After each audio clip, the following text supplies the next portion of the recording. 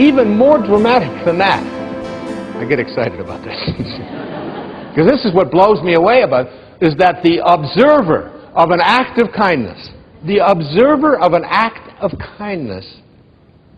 has their serotonin levels and their immune system strengthened just because they're in the energy field of someone who is displaying kindness. When you see someone being kind to another person, it's like a dose of an antidepressant. It's like a serotonin rush. Very often in my talks, and I'll ask, who is the person out there in the audience who had someone buy your ticket because you couldn't afford it? And you couldn't afford to come here, and they paid your way to get here. And they just wanted you to be here because they felt it was so important that you be there. And someone will always raise their hand, I'll bring them up, and I'll say, so what did they spend? And they'll say, $100. They gave me $100, and they couldn't even afford it themselves. And I'll reach in my pocket, and I'll hand her the $100. And I'll say, could I extend to you this kindness back so that you can repay that person? And everyone, you can see teeth that you couldn't see for the previous hour. Everybody is smiling and laughing and happy and excited. And it cost me $100. You know how much antidepressant you'd have to take? That's $10,000 worth of pills. And you got to call your doctor. Do I need the purple one? I want to get some plans. I don't know if I'm going to get... Every act of kindness. Let me share with you a story. It's a story that I included in The Power of Intention. It's a story that I want to share here with you today. It is one of the most beautiful, and it's a true story as well. It goes like this.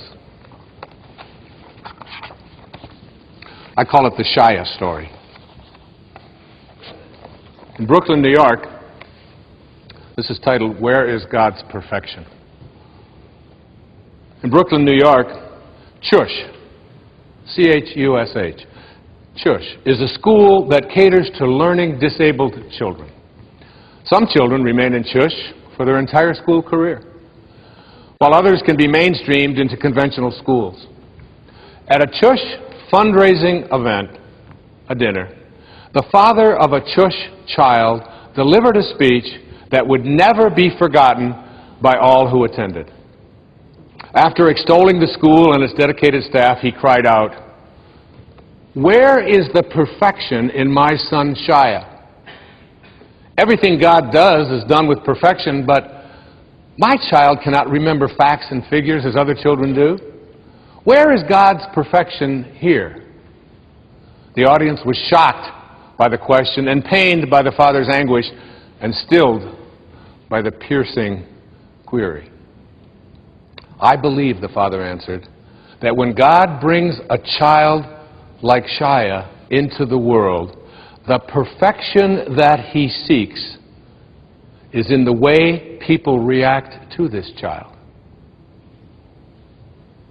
He then told the following story about his son Shia.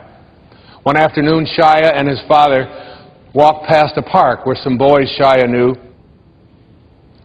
were playing baseball. Shia asked his father, "Do you think they'll let me play?" Shia's father knew that his son was not at all athletic and that most boys wouldn't even want him on their team, but Shia's father understood that if his son was chosen to play, it would give him a sense of belonging. And as you know, Maslow's highest level of consciousness is on that pyramid is a feeling of belonging. And Shia never felt that way. Shia's father approached one of the boys on the field and asked if Shia could play.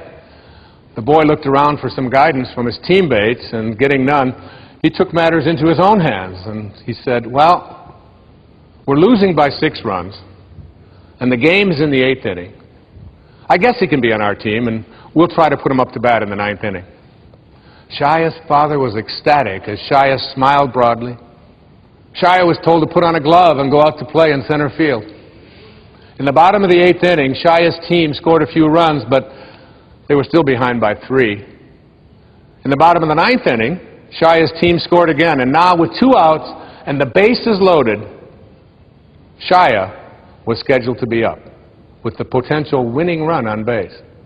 Would the team actually let Shia bat at this juncture of the game and give away their chance to win? Surprisingly, Shia was given the bat. Everyone knew that it was all but impossible because Shia didn't even know how to hold a bat. let alone hit with it. However, as Shia stepped up to the plate, the pitcher moved in a few steps so he could lob the ball in softly so that Shia would at least be able to make contact with the ball.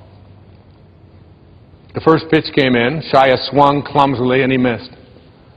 And then one of Shia's teammates came up out of the dugout, and together he and Shia held the bat and faced the opposing pitcher waiting for the next pitch, the two of them.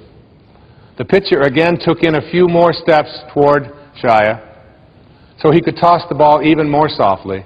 And as the pitch came in, Shia and his teammate together swung the bat, and together they hit a slow ground ball to the pitcher. The pitcher picked up the soft grounder and could easily have thrown the ball to the first baseman. Shia would have been out, and that would have ended the game. But instead, the pitcher took the ball and threw it on a high arc to right field, far beyond the reach of the first baseman. Everyone started yelling, "Shia, Shia, run to first, run to first." Never in his life had Shia run to first. He scampered down the baseline, wide-eyed and startled. By the time he reached first base, the right fielder had the ball, and he could have thrown the ball to the second baseman, who would tag out Shia, who was still running. But the right fielder understood what the pitcher's intentions were. So he threw the ball high and far over the third baseman's head. Everyone yelled, "Run to second, Shia, run to second." Shia ran toward second base as the runners ahead of him deliriously circled the bases toward home. As Shia reached second base, the opposing shortstop ran up to him, turned him in the direction of third base, and shouted, "Run to third, Shia! Run to third!" As Shia rounded third, the boys from both teams ran behind him screaming, "Shia, Shia, run home, run home!" Shia ran home, stepped on home plate, and all 18 boys lifted him on their shoulders and made him the hero as he had just hit a grand slam and won the game for his team. That day, said his father, now with soft tears rolling down his face, those 18 boys reached their level of God's perfection. Is that a beautiful story? It always touches me.